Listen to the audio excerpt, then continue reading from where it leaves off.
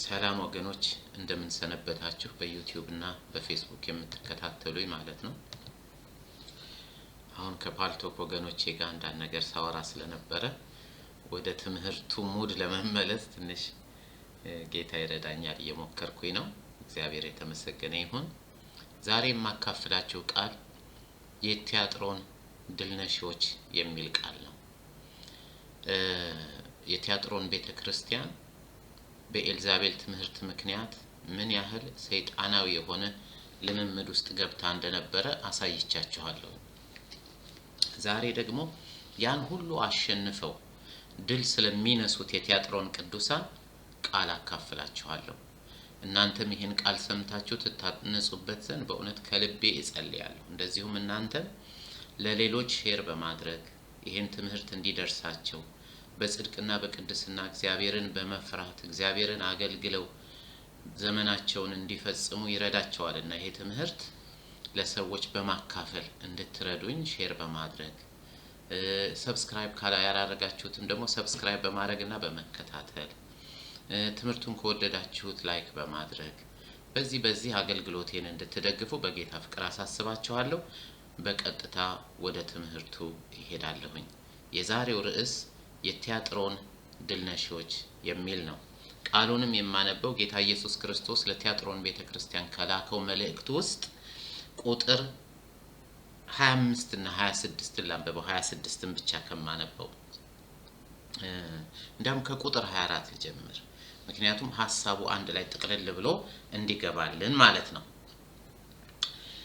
እንደዚህ ይላል፣ በጌታ ስም አነባዋለሁ። ትምህርቷን ላልተከተላችሁና የማንን ኤልዛቤልን የሰይጣን ጥልቅ ሚስጥር ነው የሚባለውን ላልተቀበላችሁ፣ ይሄን ሁሉ ተመልክተናል።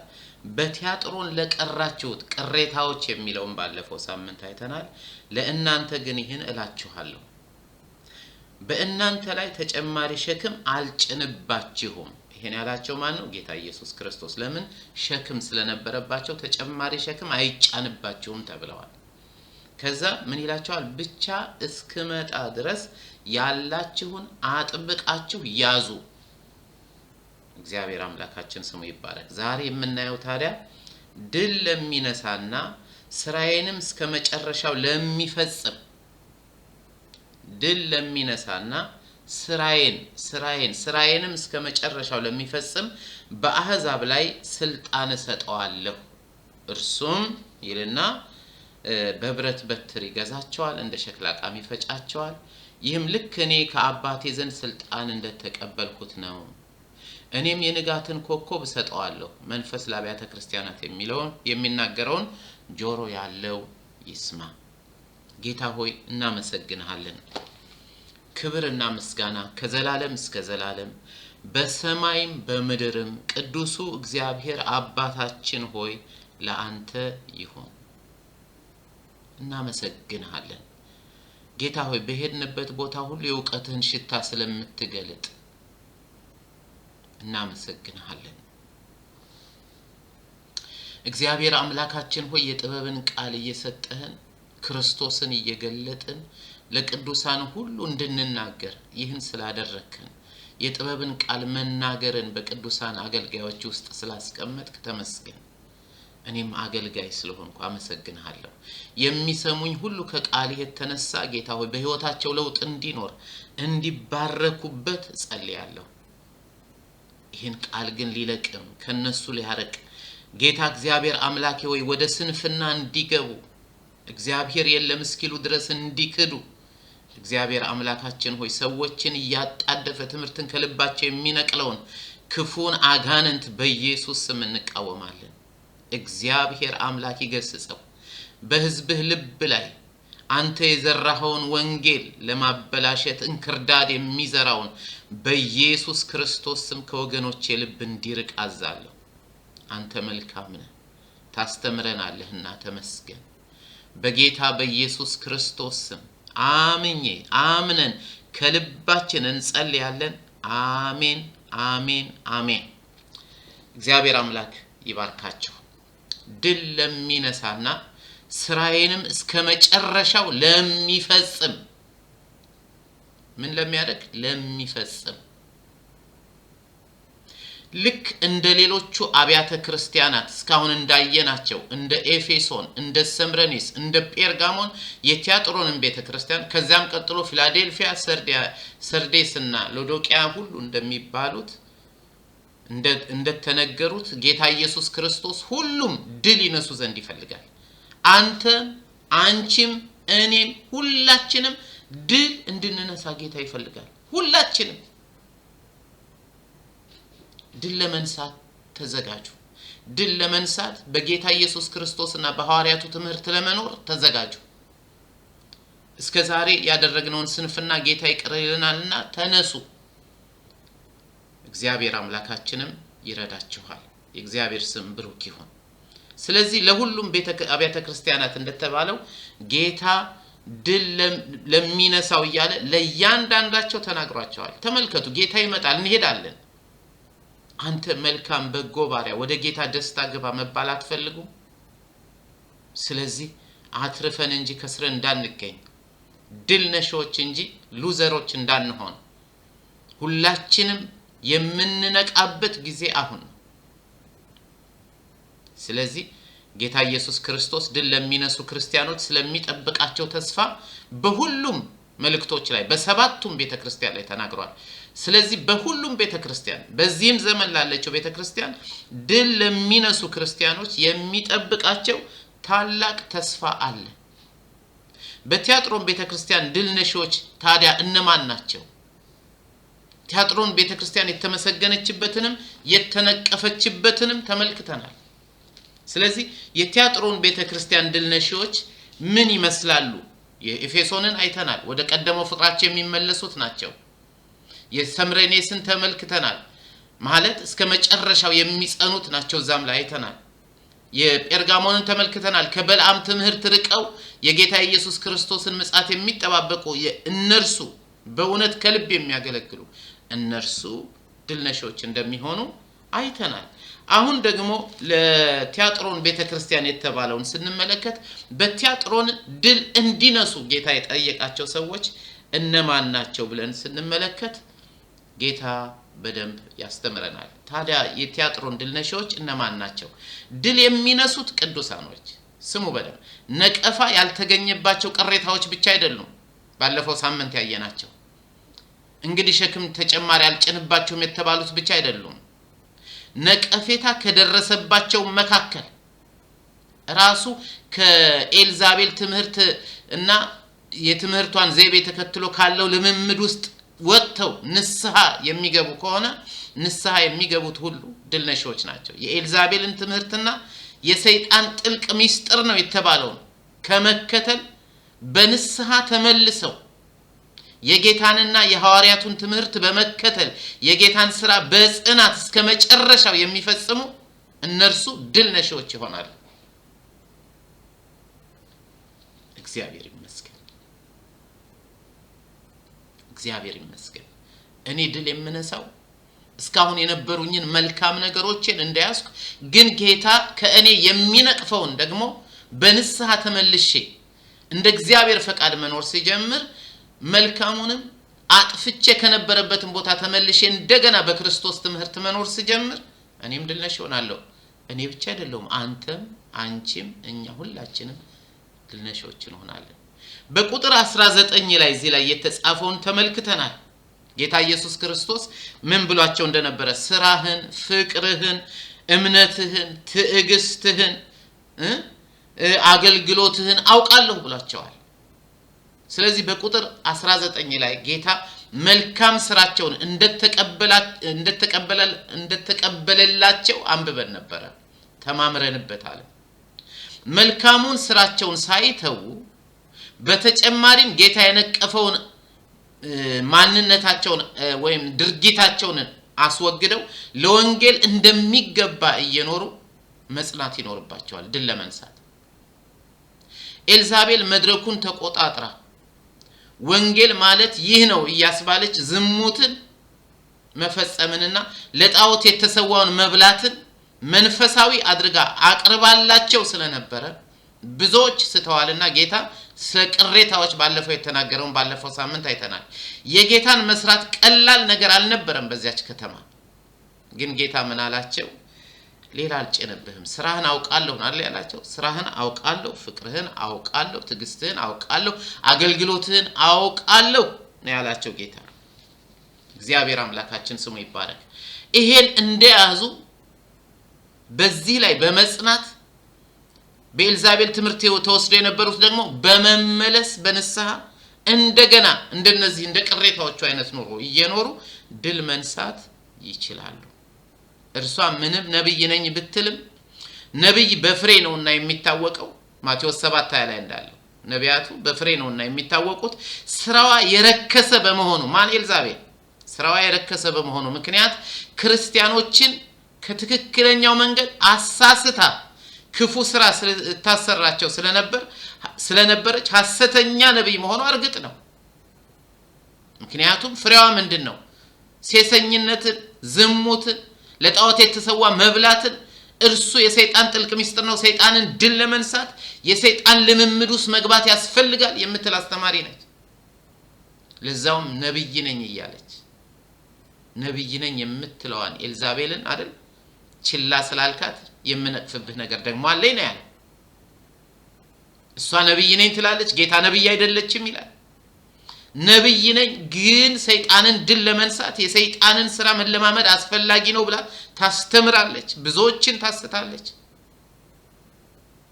ስለዚህ ከፍሬዋ ስናያት እቺ ሴት ነብይም አይደለችም፣ እንዲያውም ይህች ሴት የሰይጣን አገልጋይ ናት። ስራዋ የረከሰ ነው። እግዚአብሔር አምላክ ስሙ ይባረክ። ዛሬም በጸጋ ስም ጸጋ ኃጢአተኝነትና ዓለማዊ ምኞትን አይደል እንድንክድ እንደሚያስተምረን በቲቶ መልእክት ምዕራፍ 2 ቁጥር 11 ላይ ነው አለ። ኃጢአተኝነትና ዓለማዊ ምኞትን ክደን የተባረከውን ተስፋችንን አይደል ጌታችንና መድኃኒታችንን ስንጠብቅ አይደል እግዚአብሔርን በመምሰል እንዴት መኖር እንዳለብን ያስተምረናል የተባለው ጸጋ ኃጢአተኝነትና ዓለማዊ ምኞትን የሚያስክድ በውስጣችን ያለ ኃይል መሆኑ ቀርቶ ዛሬ ጸጋ የምህረት ብቻ ነው ተብሎ ሰዎች ኃጢአትን እንዲሰሩ የሚያስተምሩ ወይም ደግሞ ኃጢአትን እንዳይፈሩት ቢለማመዱትም ምንም እንዳይደለ የሚያስተምሩ ሐሰተኛ አስተማሪዎች በዚህም ዘመን ተነስተዋል። እነሱን ከፍሬያቸው እናውቃቸዋለን። የጌታ አይደሉም። የጌታ አይደለም። ስለዚህ ኤልዛቤል ምንም እንኳን ራሷ ንስሐ ለመግባት እንቢ በማለቷ ምክንያት ጌታ በመከራ አልጋ ላይ ቢጥላትም በመከራ አልጋ ላይ ብትወድቅም ወይንም ደግሞ የእርሷ ልጆች በሞት ቅጣት ቢወሰዱም ልጆቿን በሞት ቅጣት ብታጣም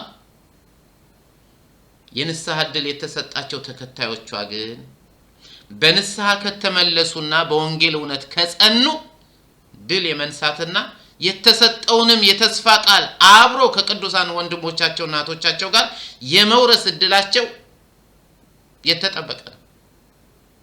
ሆኖም ግን ካሁን በኋላ ድል ነሽ እንዲሆኑ ፍሬ ያለውን የጌታን ሥራ በመስራትና እስከ መጨረሻው በመጽናት መኖር ይገባቸዋል።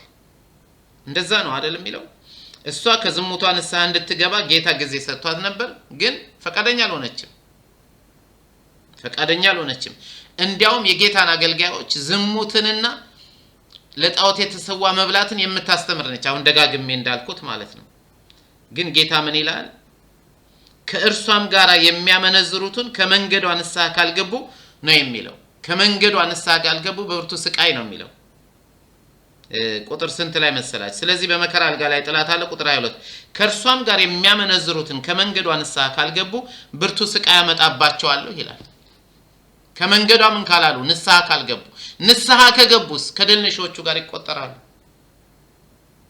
ስለዚህ ከኤልዛቤል ትምህርት በንስሐ የሚመለሱትም ከነዚያኛዎቹ ከቅሬታዎቹ ጋር ጌታ ኢየሱስ ክርስቶስ በእናንተ ላይ ሌላ ሸክም አልጭንባችሁም ብቻ ነው አይደል ያላቸው። እኔ እስክመጣ ድረስ ያላችሁን አጥብቃችሁ ያዙ ከተባሉት ጋር ከነርሱ ጋር ከቅሬታዎቹ ጋር ሆነው እነዚህም ድል ነሾች ይሆናሉ። የቲያጥሮን ድል ነሾች እነማን ናቸው ብንል፣ አንደኛ እነዚያ የሰይጣን ጥልቅ ሚስጥር ነው የተባለውን ላልተከተሉ የኤልዛቤልን ትምህርት ላልተቀበሉትና እንደገና ደግሞ ከኤልዛቤልም ተከታይ ታደርገ የነበረውንም ልምምድ አብረው ያደርጉ የነበሩ ግን በንስሐ የተመለሱ አብረው ድል ነሺዎች ይሆናሉ። ስለዚህ ወገኖች ሆይ ምንም አይነት ኃጢአት ይሁን የልጁ የኢየሱስ ክርስቶስ ደም ከኃጢአት ሁሉ ያነጻልና በጌታ ፊት በንስሐ ተመለሱ እንጂ እናንተም ድል ነሺዎች ትሆናላችሁ።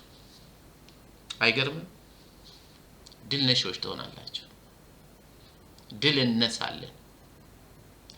ታዲያ ድል እንድነሳ ምን እናድርግ? መመለሱና በንስሐ ከዚያስ እስከ መጨረሻው መጽናት። እስከ መጨረሻው መጽናት እንደዛ ነው አለምን ስራዬን እስከ መጨረሻው ለሚፈጽም ነው የሚለው። ደግሜ ላንብበው። ድል ለሚነሳና ስራዬንም እስከ መጨረሻው ለሚፈጽም በአሕዛብ ላይ ስልጣን ሰጠዋለሁ። እግዚአብሔር ይመስገን። ስራዬን እስከ መጨረሻ የሚፈጽም እሱ ድል ነሺ ይሆናል ይለናል። የጌታ ስራ ምንድነው? ምንድነው እስከ መጨረሻ የሚሰሩት የጌታ ስራ? የጌታ ስራ እርሱን በማመን በመዳን ላይ የሚጀምርና በዚያው በዳንበት እምነት ላይ የተመሰረተ በጎ ቅዱስ ተግባር መፈጸም ማለት ነው። ለምሳሌ እዚህ ላይ ያየነው የነርሱ በጎ ስራ የነበረው ቁጥር 19 ላይ ያለው በጎ ስራ ነበራቸው። ጌታ የተደሰተበት ፍቅር ነበራቸው፣ እምነት ነበራቸው፣ አገልግሎት ነበራቸው፣ ትዕግስት ነበራቸው። ቁጥር 19ን አንብቡት። ስለዚህ አሁንም ደግሜ ልንገራችሁ የጌታ ስራ እርሱን በማመንና በመዳን ላይ የሚጀምርና በዚያው በዳንበት እምነት ላይ የተመሰረተ በጎና ቅዱስ ተግባር መፈጸም ነው። ይሄን ሳስብ ምን ወደ ልቤ መጣ መሰላችሁ? ኤፌሶን ምዕራፍ 2 ወደ ልቤ መጣ። ኤፌሶን ምዕራፍ 2 ቁጥር 8 ላይ የዳነው በጸጋ ነው። አሁንም ይሄን ነገር ብዙ ጊዜ ደጋግሜ ተናግሬዋለሁ። ኤፌሶን ምዕራፍ 2 ቁጥር 8 እንደዚህ ይላል። በጌታ ስም አነባዋለሁ። በእምነት በጸጋ ድኗችኋልና። የቀደመው የ54ቱና 56ቱ ትርጉም ምንድነው የሚለው? ጸጋው በእምነት አድኗችኋልና። የዳናችሁት በእምነት ነው። የዳናችሁት በጸጋው ነው። ስለዚህ ምን ይላል? ደግሜ በእምነት በጸጋ ድናችኋልና ይህም የእግዚአብሔር ስጦታ ነው እንጂ ከእናንተ አይደለም፣ ማንም እንዳይመካ በስራ አይደለም። ምክንያቱም ምንድነው? እግዚአብሔር አስቀድሞ ያዘጋጀልንን መልካምን ስራ እንድንሰራ በክርስቶስ ኢየሱስ የተፈጠረን የእግዚአብሔር እጅ ስራዎች ነን። ዋት ጸጋው በእምነት አድኗችኋል፣ ማንም እንዳይመካ ከስራ አይደለም ካለ በኋላ የሚገርመኝ የዳናችሁበት ምክንያት ግን ይላል ቁጥር 10 ላይ እግዚአብሔር አስቀድሞ ያዘጋጀልን መልካም ስራ እንድንሰራ በክርስቶስ ኢየሱስ የተፈጠረን የእግዚአብሔር እጅ ስራዎች ነን። በስራ አልዳንም። የዳነው ግን የእግዚአብሔርን ስራ ለመስራት ነው የሚለው። በተለይ ከ16ኛው መቶ ክፍለ ዘመን በኋላ ሲስተማቲክ ቴዎሎጂ ከተጀመረ በኋላ ሲስተማቲክ ቴዎሎጂ የተጀመረበት ምክንያት መጽሐፍ ቅዱስ ውስጥ የሚቃረኑ የሚመስሉትን ሐሳቦች ለማስማማት ለማቀራረብ ነው። ለምሳሌ ብያለሁ ባለፈው ስናገር የሮሜን መጽሐፍና ያዕቆብን መልእክት። የሮሜ መጽሐፍ እግዚአብሔር ቃል ምንድነው የሚለው? ለሚሰራ ያልሆነ አይደለ? እግዚአብሔር አምላክ እንዲሁ በጸጋ ስላደረገው ደህንነት ነው የሚናገረው። ያዕቆብ ግን እምነትህን አሳየኝ የሚል መልእክትን የጻፈልን ወይም የጻፈላቸው ለነዛ ለሰባቱ ለ12ቱ የእስራኤል ቅሬታዎች። የሚገርማችሁ ግን ታዲያ የቱ ነው እንዳይባል ሲስተማቲክ ቴዎሎጂ በ16ኛው መቶ ክፍለ ዘመን ይሄን የሚያቀራርብ አስተምሮ ጀመረ። ስለዚህ አሁን አንዱን ሳይድ ብቻ ይዞ ሄዶ በጸጋኔ የዳነው ስራ ታንሱብኝ ይላል። ከዳንክ ደግሞ እንግዲያው ስራ አሳየኝ ይላል ያዕቆብ። ይሄን ሙግት ለማስታረቅ ነበር የተጀመረው። ስለዚህ እዚህ ላይ ኤፌሶን ምዕራፍ 2 ቁጥር 8 እስከ 10 ስታነቡት ጸጋው በእምነት አድኗችኋል ከስራ አይደለም ማንም እንዳይመካ ብሎት ከጻፈ በኋላ ይህም እግዚአብሔር አስቀድሞ ያዘጋጀውን ስራ እንድንሰራ ነው ይላል። በጸጋ ድነሃል፣ በስራ ተገለጥ። ይሄ የኔ መልእክት ነው። ዮሐንስ ወንጌል ምዕራፍ 6 ላይ ቁጥር 27 እስከ 29 ምን ይላል? ለሚጠፋ እንጀራ አትስሩ፣ ነገር ግን የሰው ልጅ ለሚሰጣችሁ ለዘላለም ሕይወት ለሚኖር ምግብ ስሩ። ለዚህም እግዚአብሔር አብ ማረጋገጫ ማህተሙን በእርሱ ላይ አትሟልና። ቁጥር 28ን በደምብ ስሙ። እነርሱም ታዲያ እግዚአብሔርን ሥራ ለመስራት ምን ማድረግ አለብን ብለው ጠየቁት ይላል ጌታ። አሉት ይላል ጌታ የሰጠውን መልስ ስሙ። ኢየሱስም እርሱ በላከው ታምኑ ዘንድ ይህ የእግዚአብሔር ሥራ ነው ሲል መለሰላቸው። የእግዚአብሔር ሥራ በጌታ ኢየሱስ ክርስቶስ ማመን ነው። እግዚአብሔር ይመስገን። ስለዚህ በጌታ ስም ያደርጉት የነበረውን ከላይ የተዘረዘረውን መልካሙን ስራቸውን የቲያጥሮን ቅዱሳን በመስራትና ከኤልዛቤል ትምህርት በመራቅ እስከ መጨረሻው መጽናት አለባቸው። መጽናት የጌታን ሥራ ለመስራት እርሱን በመመልከትና ፈለጉን በመከተል ማንን? ጌታን በቃልና በሥራ እርሱን ለመምሰል መኖር አለባቸው። እኔም አንተም አንቺም እኛ ሁላችንም የእምነታችንን ራስና ፈጻሚ ክርስቶስን ተመልክተን በፊታችን ያለውን ምንድነው የሚለው? በፊታችን ያለውን መንገድ በጽናት እንድንጓዝ ያስፈልገናል። በፊታችን ያለውን ጎዳና እግዚአብሔር ይመስገን።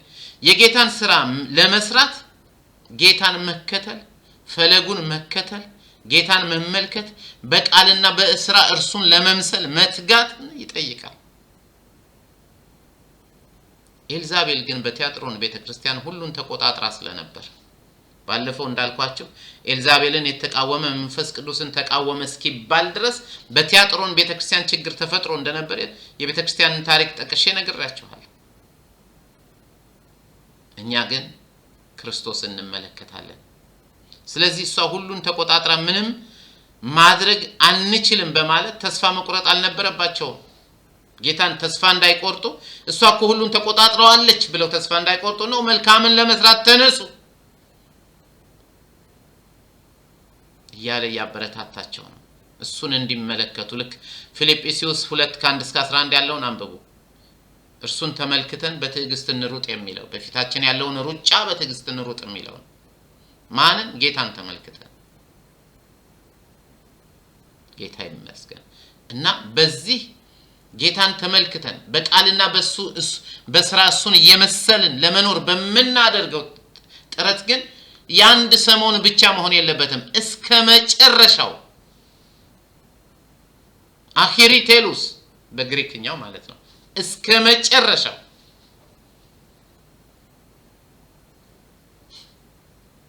መጨረሻው ልንፈጽም ይገባል። ምን ይላቸዋል? እስከ መጨረሻው ለሚፈጽም ነው የሚላቸው። በምድር እስካለን ድረስ ያለንን የእምነትና የህይወት ጉዞ የሚመለከት ሐሳብ ነው። እስከ መጨረሻው ወይ ጌታ እስኪመጣ ወይ እኔ እስከምሄድ፣ ወይ ጌታ እስኪመጣ ወይ እነሱ እስከሚሄዱ፣ ወይ ጌታ እስኪመጣ ወይ አንተ ወይም አንቺ ወደ ጌታ እስከምትሄጂ ድረስ እስከ መጨረሻው አኺሪቴሉስ እስከ መጨረሻው ያለንን የእምነትና የህይወት ጉዞ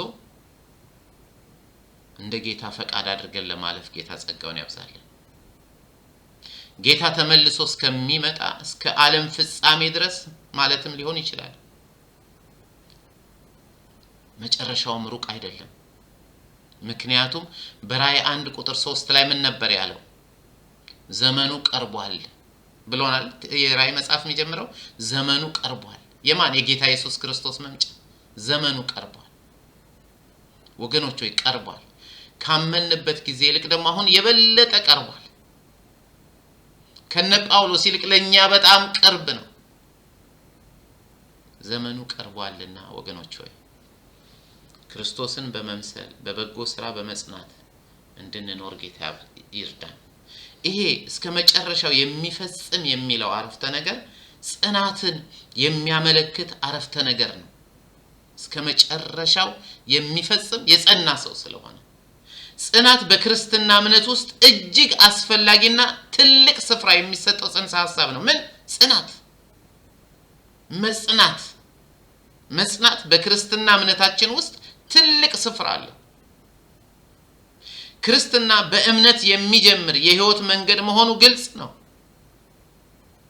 አይደል? በእምነት ነው የጀመርነው። ሆኖም ግን እስከ ፍጻሜው ጽናትን የሚጠይቅ የሕይወት መንገድ መሆኑን ፈጽሞ ልንዘነጋው አይገባም። ክርስትና ጽናትን ይጠይቃል። እግዚአብሔር ይርዳችሁ፣ ለመጽናት ያብቃችሁ። በተለይ በዚህ ዘመን የሚያታልሉ ብዙ ነገሮች ስላሉ ልንጸና ክርስቶስን በመምሰል ልንኖር ያስፈልገናል። ይሄ ጽናት ሕይወትንም ይጠይቃል። ድሮ አንድ መዝሙር ነበር፣ እንጸናለን በጊዜውም አለ ጊዜውም ዛሬን ያስጀመረን ነገን አይተወንም እንጸናለን የሚል። እባካችሁ እንጽና። ድሮ በመከራ ውስጥ በማለፍ ነበር። ዛሬ ግን ችግራችን ምቾትም ሊሆን ይችላል። ዓለምን ለመካድ ያስቸገረን ምናልባት በዓለም ያለው እየሳበን ሊሆን ይችላል። በተለይ በሶሻል ሚዲያ ዘመን በጣም አደጋ ውስጥ ወድቀናል። ብዙ ሰዎች ሰው በማያየው ግን እነርሱ የሚለማመዱት ጌታ የማይወደው ነገር ውስጥ ገብተዋል። አንድ ጊዜ እዚሁ ፓልቶክ በምንወያይበት ጊዜ ከጥቂት ዓመታት በፊት አንዲት እህት መሰከረች። አኖኒም በሆነ ሰው በማያውቀው መንገድ ሰዎች ድምጻቸውን ማለት ፖርኖግራፊን በሚመለከት ሐሳባቸውን እንዲሰጡ ቤተክርስቲያን በአሜሪካ አንዲት ቤተክርስቲያን በአሜሪካ ውስጥ የሚስጥር ሳጥን አስቀመጠችና ሰው ሁሉ አመለካከቱን እዛው እንዲጽፍ ማለት ነው። የሚገርመው ቤተክርስቲያኗ ውስጥ 20% አይተው ያውቃሉ ብቻ ሳይሆን አዲክትድ ናቸው። በዚያ ነገር ኦሬዲ ጭንቅላታቸው ተይዟል። ዛሬ በዚህ ዘመን ኃጢአትን ለመለማመድ ከብዙ ከቀደመው ዘመን ይልቅ በጣም የቀለለ ይመስላል። ከዛ ላይ ደግሞ ወጋችን ራሱ በጣም የላላ ነው። እንደ ድሮ ኮንሰርቫቲቭስ አይደለንም፣ ሊበራልስ እየሆንን መተናል። ሰዶማዊነት ዛሬ በቤተክርስቲያን ውስጥ ነው። ዛሬ አንድ ቪዲዮ አየሁ ፌስቡክ ላይ ሰባኪው አንዱን ወንድ ጠርቶ ሲስመው በኢየሱስ ስም እግዚአብሔር ይገስጸው።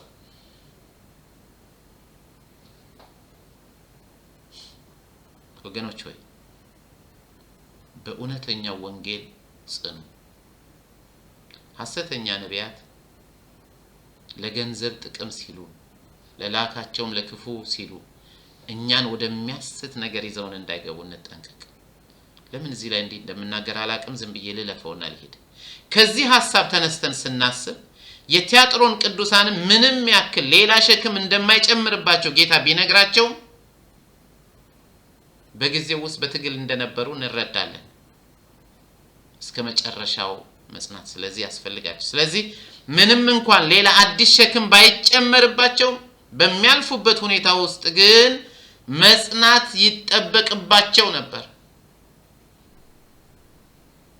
መጽናት ይጠበቅባቸው ነበር። የዳነው አምነን ነው። እስከ መጨረሻው የምንድነው አምነን ነው። ግን እስከ መጨረሻው መጽናት ይጠይቃል። በእምነት ብንጀምርም በጽናት መጨረስ አለብን። ይሄን ጻፉት ደብተራችሁ ላይ። በእምነት ጀምረናል በጽናት እንጨርሳለን በሉ። እግዚአብሔርም ይርዳችሁ። ማቴዎስ 24 ላይ 13 እስከ መጨረሻ የሚጸና እርሱ ይድናል ይላል። አንዳንድ ጊዜ እስከ መጨረሻ የሚጸና የሚለውን አረፍተ ነገር የሚመለከተው እስራኤላውያንን ብቻ ነው ብለው የሚያስተምሩ አስተማሪዎች እንዳሉ አይቻለሁ፣ ሰምቻለሁ። ይህ ግን በማቴዎስ 24:13 ጌታ ሲናገረው በፊቱ የነበሩት ታዳሚዎቹ እስራኤላውያን ቢሆኑም አሁን ግን በዚህ ቦታ እስከ መጨረሻው እንዲጸኑ የሚነገራቸው እነዚህ ቲያጥሮናውያን ከአሕዛብ ወገኖች ናቸው።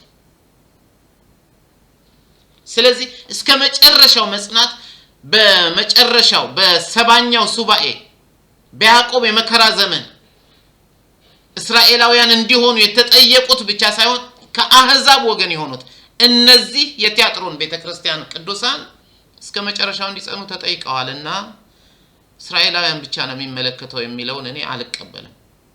እኔንም ይመለከታል፣ አንተንም አንቺንም ሁላችንንም ይመለከታል። እግዚአብሔር ይመስገን።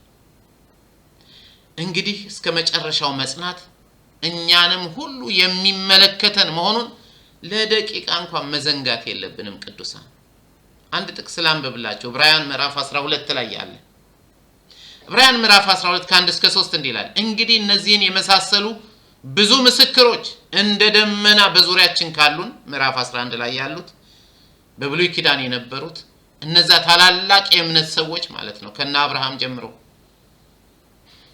ሸክም የሚሆንብንን ሁሉ በቀላሉም ተብትቦ የሚይዘንን ኃጢአት አስወግደን በፊታችን ያለውን ሩጫ በምን በጽናት እንሩጥ። የእምነታችንን ጀማሪና ፈጻሚ አድራጊ የሆነውን ኢየሱስን እንመልከት። እርሱ በፊቱ ስላለው ደስታ በመስቀል ታግሶ የመስቀልንም ወርደት ንቆ በእግዚአብሔር ዙፋን ቀኝ ተቀምጧል። ማን? ጌታ ኢየሱስ። እንግዲህ ወገኖች ሆይ እንዲህ ይላል ቁጥር 3 is wonderful። እንግዲህ ዝላችሁ ተስፋ እንዳትቆርጡ ከኃጢአተኞች የደረሰበትን እንዲህ ያለውን ተቃውሞ የታገሰውን እርሱን ጌታን አስቡ። እንግዲህ እነዚህን የመሳሰሉ ብዙ ምስክሮች እንደ ደመና በዙሪያችን ካሉን ሸክም የሚሆንብንን ሁሉ በቀላሉም ተብትቦ የሚይዘንን ኃጢአት አስወግደን በፊታችን ያለውን ሩጫ በጽናት እንሩጥ።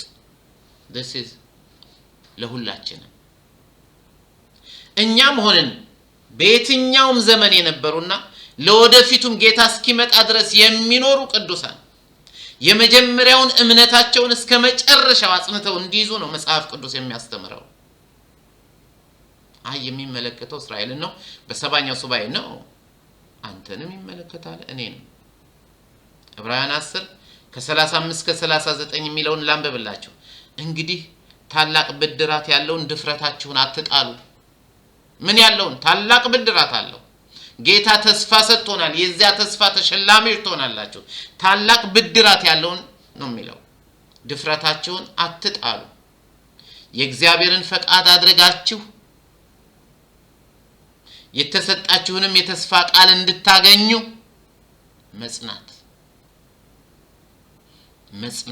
መጽናት ያስፈልጋችኋልና። ገና ይላል በጣም ጥቂት ጊዜ ነው፣ ሊመጣ ያለው ይመጣል አይዘገይም። who is he? የኛ ጌታ ኢየሱስ ክርስቶስ። ጻድቅ ግን በእምነት ይኖራል፣ ወደ ኋላ ቢያፈገፍግ ነፍሴ በእርሱ ደስ አይላትም ይልና ሐዋርያው ይሄን የጻፈው ዕብራውያንን ሐዋርያው ጳውሎስ ነው የሚለው፣ ግን አይደለም የሚለው አሁን እሱን ልተው፣ እሱ ይቅር፣ ሌላ ቴዎሎጂካል ክርክር። ጻድቅ ግን በእምነት ይኖራል፣ ወደ ኋላ ቢያፈገፍግ ነፍሴ በእርሱ ደስ አይላትም ይልና እኛ ግን ማን ነው የሚለው ሐዋርያው ቅዱስ ጳውሎስ? ለማን ነው? ለዕብራውያን፣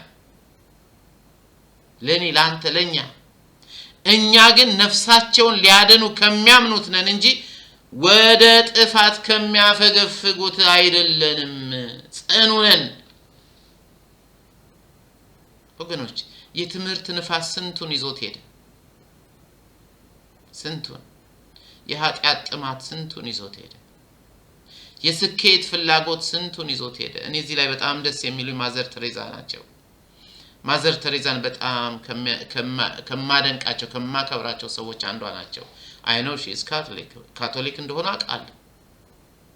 ግን የሚገርማችሁ ትንሿ ልጄን ስሟን ቴሬዛ ብዬ ስም ያወጣሁላት በሳቸው ምክንያት ነው። ግን አንድ ነገር ተናገሩ። ስለ ስኬታቸው ሰው ሁሉ ሲያወራ I never tried to be successful ነው ያሉት, but faithful። እኔ አሉ እሳቸው ሲናገሩ ሰክሰስፉል ለመሆን ጥሪ አላውቅም፣ እናስ ታማኝ ለመሆን ነው የጣርኩት። ጌታ ለሰጠኝ ስራ ታማኝ። ስለዚህ መጽናት ነበረባቸው። የሚሞቱትን እያቀፉ የታመሙትን እያጠቡ እየመገቡ እያከሙ። እውነቴን ነው። እኔ በፖለቲካ ማደንቃቸው ሰዎች አሉ፣ እንደነ ጎርባቾቭ፣ እንደነ ኔልሰን ማንዴላ፣ እንደነ ማህተማ ጋንዲ እኔ የብዙዎቹ መጽሐፍ አለኝ፣ አንብቤያቸዋለሁ፣ አይቻለሁ ታሪካቸውን፣ ህይወታቸውን። የሚገርማችሁ ግን የማዘር ተሬዛ ይለይብኛል። እግዚአብሔር የተመሰገነ ይሁን። I never tried to be successful። በቃ successful ለመሆን እኔ ጥሬ አላቅም፣ ታማኝ ለመሆን ነው የጣርኩት። ማለት ጽናት ነው። እኔ በቃ ታማኝ ሆኜ ለጠራኝ ጥሪ ታማኝ ሆኜ መቆም ነው የፈለኩት አለ። አንተስ፣ አንቺስ፣ እኔስ፣ እኛ ሁላችንስ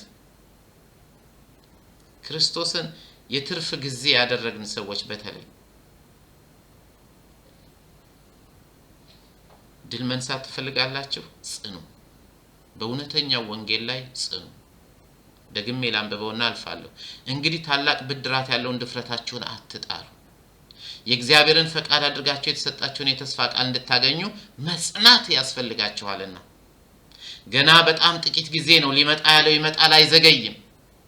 ጻድቅ ግን በእምነት ይኖራል። ወደ ኋላ ቢያፈገፍግ ነፍሴ በእርሱ ደስ አይላትም። እኛ ግን ነፍሳቸውን ሊያድኑ ከሚያምኑት ነን እንጂ ወደ ጥፋት ከሚያፈገፍጉት አይደለንም። ነው እኔ አላፈገፍግም። ብዙ ጊዜ ጥያቄ ሆነብኝ ነበር። እኔ ዶክተርም ነኝ ኢንጂነርም ነኝ፣ ግን ለወንጌል ለይቼ ስለወጣሁ የራሴ አንዲት ቤዛቤስቴን እንኳን የለኝም። ግን አንዴም ቆጭቶኝ አያውቅም። ለተጠራሁለት ዋጋ መክፈል እንዳለብኝ ይገባኛል። አንዳንዴ ሰይጣን ያመጣና አንተ እኮ ተመልከት፣ እንንትና እኮ ቤት ሰርተው እንንትና እኮ እንዲህ ብለው ሰው ዋት በሰማይ እኔ ታላቅ ሽልማት የሚጠብቀኝ ሰው ነኝ። አንድ ቀን ወደ ጌታ ሲሄድ ምን እንደሚመሰክርልኝ አላቅም፣ እናንተ ታውቃላችሁ። ስለዚህ የቲያጥሮን ቤተክርስቲያን ቅዱሳን ወደ ኋላ ማፈግፈግ የለባቸውም። ድል ነሽ እንዲሆኑ ማፈግፈግ የለባቸውም። ያላቸውንም መጣል የለባቸውም። ስራህን የተባሉት ፍቅርህን፣ ትዕግስትህን፣ አገልግሎትህን የተባሉትን በሙሉ መጣል የለባቸውም። ምንም እንኳን ጌታ ሌላ ሸክም ባይጭንባቸውም ያን ያላቸውን ግን አጥብቀው ይዘው በጽናት መቆም አለባቸው። አልጭንባችሁም ሌላ ሸክም ተባሉ እንጂ የምታልፉበትን ፈተና ግን ጸንታችሁ አትለፉ አልተባሉ። እኛም እንደዚሁ ዕብራውያን ምዕራፍ 3 ቁጥር 6 ላይ እኛም እንደዚህ ይላል፣ እኛም የምንደፍርበትን የምንመካበትንም ተስፋ እስከ መጨረሻው አጽንተን ብንይዝ ነው የሚለው። እኛም የምንደፍርበትን የምንመካበትን ጌታ የሰጠንን ተስፋ ማለት ነው። የምንመካበትንም ተስፋ እስከ መጨረሻው አጽንተን ብንይዝ ቤቱ ነን። እኛም በቃ ጽኑ። እንግዲህ በቲያጥሮን ቤተክርስቲያን ድል የሚነሱ እስከ መጨረሻው የሚጸኑት ናቸው። ምን እነሱ ብቻ፣ እኛም ብንሆን ድል የምንነሳው እስከ መጨረሻው ከጸናን ብቻ ነው። እግዚአብሔር ያጽናን፣ ያበርታን፣ ጸጋውን ያብዛልን። እግዚአብሔር ስሙ ብሩክ ይሁን። የቲያጥሮን ድል ነሺዎች መልካሙን ስራቸው እንዳለ ሆኖ ጌታ ምንም ሸክም ባይጭንባቸውም እስከ መጨረሻው የሚጸኑት ናቸው። ታዲያ ለነዚህ እስከ መጨረሻው ለሚጸኑት ጌታ ኢየሱስ ክርስቶስ ምን አለ? በአሕዛብ ላይ ስልጣን እሰጣቸዋለሁ፣ እነርሱም በብረት በትር ይገዟቸዋል፣ አሕዛብን እንደ ሸክላ ዕቃም ይፈጯቸዋል። ይህም ልክ እኔ ከአባቴ ዘንድ ስልጣን እንደተቀበልኩት ነው ማለት ስልጣን ይቀበላሉ። እግዚአብሔር አምላክ የተመሰገነ ይሁን። እሱን በሚቀጥለው እናየዋለን። እንደዚሁም የንጋትን ኮከብ ሰጣዋለሁ ይላል። ድል ነሺዎች ይሸልማሉ፣ ስልጣንም ኮከብም። ያ ምን ማለት ነው? ጌታ ቢፈቅድ እኛም ብንኖር ኔክስት ዊክ እናየዋለን። ወገኖች ሆይ እስከ መጨረሻው ለመጽናት ጌታ ጸጋውን ያብዛልን፣ ደሞም ያበዛልናል። ዕብራውያን ምዕራፍ 4ን ብታነቡት ወደ ጸጋው ዙፋን ስንንበረከክ ጌታ ሁሉንም ያደርግልናል። የሚራራልን ሊቀ ካህን አለን ካለ በኋላ ምን ይላል? ወደ ጸጋው ዙፋን በእምነት እንቅረብ ይላል። እግዚአብሔር የተመሰገነ ይሁን። እስቲ ላንብበው ዕብራውያን ምዕራፍ 4 ቁጥር 12 እና በዛ እንጨርሳለን። እግዚአብሔር የተመሰገነ ይሁን። ሃሌሉያ። እስከ መጨረሻው መጽናት። እግዚአብሔር አምላክ ስሙ ይባረክ። እስከ መጨረሻው ደግሜ እላለሁ፣ እስከ መጨረሻው መጽናት። ብዙ ሐሳባችንን ሊስቡ አቴንሽናችንን የሚወስዱ ወደ ድካም የሚመሩ እስቲ ራሳችሁን ጠይቁ፣ ምን ያህል የጸሎት ህይወት እንዳለን እናንተ ታውቃላችሁ። እንደዚህ ይላል ጌታ፣ በጌታ ስም አነባዋለሁ።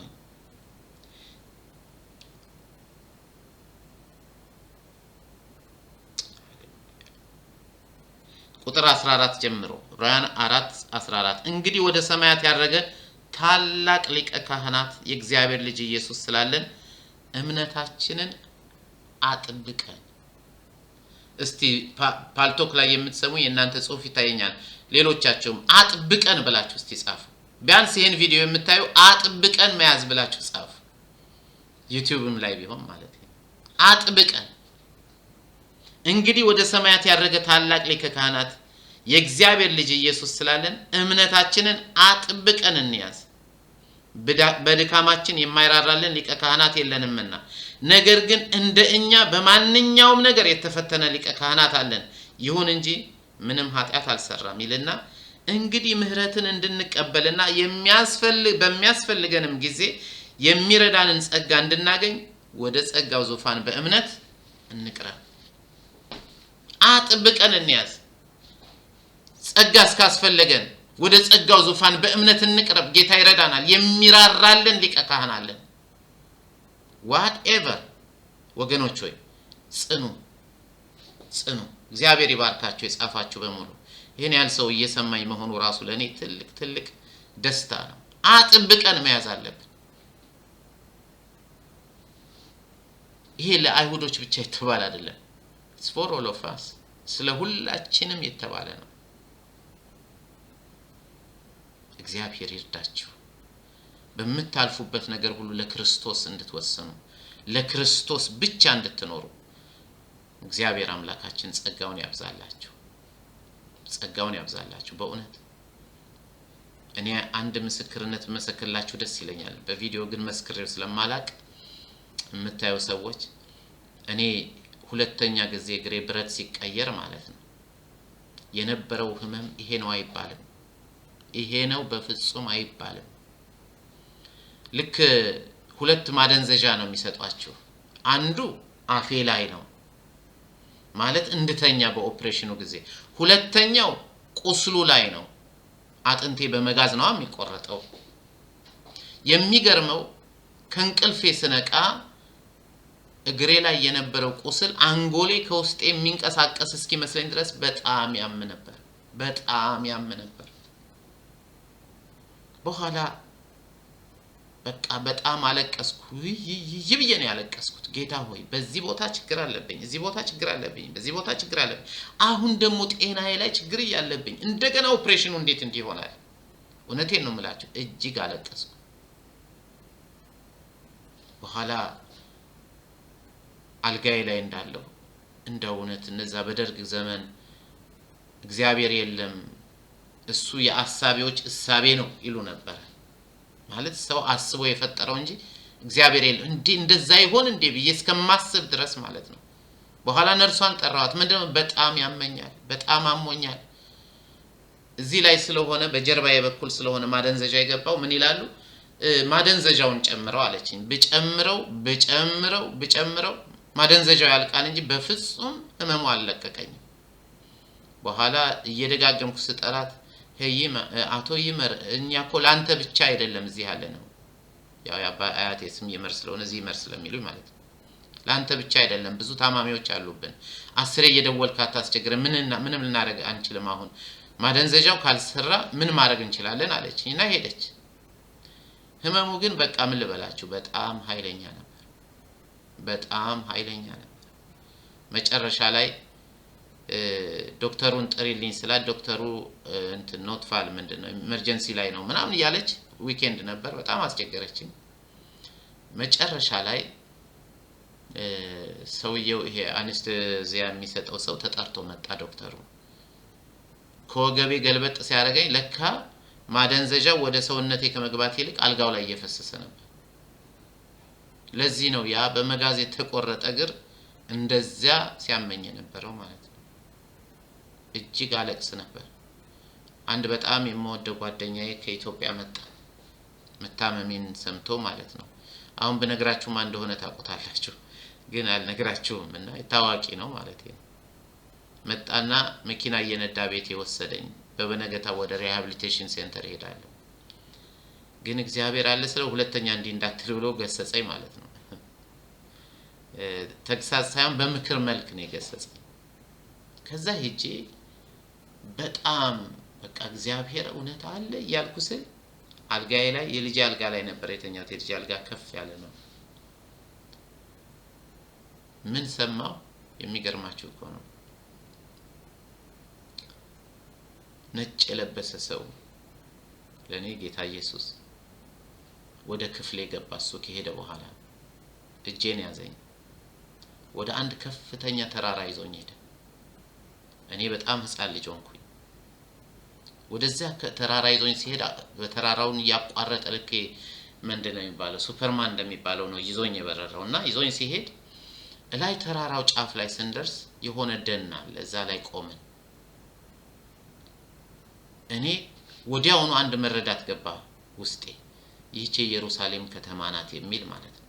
ጌታም እንዲህ አለኝ፣ ይህች የጽዮን ተራራ ናት፣ የኢየሩሳሌም ከተማ። ወደዚህ ትመጣለህ፣ ነገር ግን መጽናት ያስፈልጋል። እቺን ነው ጌታ የተናገረኝ። ከዛ መልሶ አመጣኝና እነበርኩበት ቦታ ትቶኝ ሄደ። እንቅልፍ አይደለም ራእይ ይመስለኛል። ልክ ሐዋርያው ጳውሎስ በሁለተኛ ቆሮንቶስ ምዕራፍ 12 ላይ በስጋ ልሁን አልሁን እያለ እንደሚለው ማለት ነው። እኔ በመንፈስ እንደሄድኩ ነው የማውቀው። እርግጥ ግራ ገብቶኝ የነበረውን በአንድ ሐሳቤን አጥርቶልኝ ሄደ ጌታ። ግን የተናገረኝ አንድ ነገር ነው፣ መጽናት ያስፈልጋል። እና አሁን ያነበብኩላችሁን ጥቅስ ነው የሰጠኝ፣ ዕብራውያን ምዕራፍ 3 ላይ ያለው። እስከ መጨረሻው መጽናት እንዳለብኝ ነው ጌታ የነገረኝ። እና እግዚአብሔርን ስለዚህ አመሰግናለሁ። ስለዚህ ልምምድ እግዚአብሔር የተመሰገነ ይሁን። እናንተም እስከ መጨረሻው ተጸኑ ዘንድ ጌታ ኢየሱስ ክርስቶስ ይርዳችሁ። የጌታ ጸጋ ይብዛላችሁ። ስለዚህ ስንፈተን ወደ ጸጋው ዙፋን በእምነት መቅረብ ነው። ጌታ ኢየሱስ ክርስቶስ ደግሞ ይረዳናል። እርሱ ይረዳናል። እግዚአብሔር አምላክ ይባርካችሁ። ጸልየን እንጨርሳለን። የጌታ ጸጋ ይብዛላችሁ። ጌታ ለኔ የሰጠኝ ዕብራውያን 3:6 ላይ ያለው ነው። እኛም የምንደፍርበትን የምንመካበትንም ተስፋ እስከ መጨረሻው አጽንተን ብንይዝ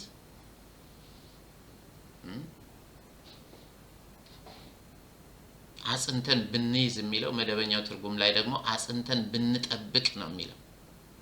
ቤቱ ነን። ጌታ ሆይ እናመሰግናለን።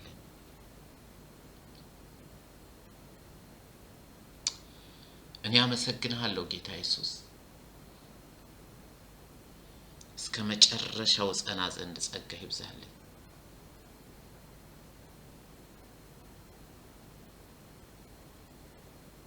ወደ ጸጋው ዙፋን በእምነት እንቀርባለን።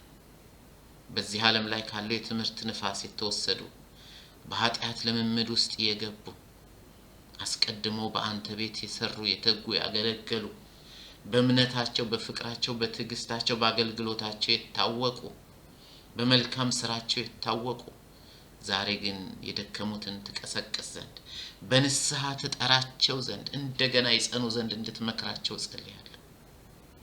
ሰይጣን በጌታ በኢየሱስ ስም ከአካባቢያቸው እንዲርቅ ከኛም ከሁላችንም ይርቅ ዘንድ በጌታ በኢየሱስ ስም እንቃወመዋለን።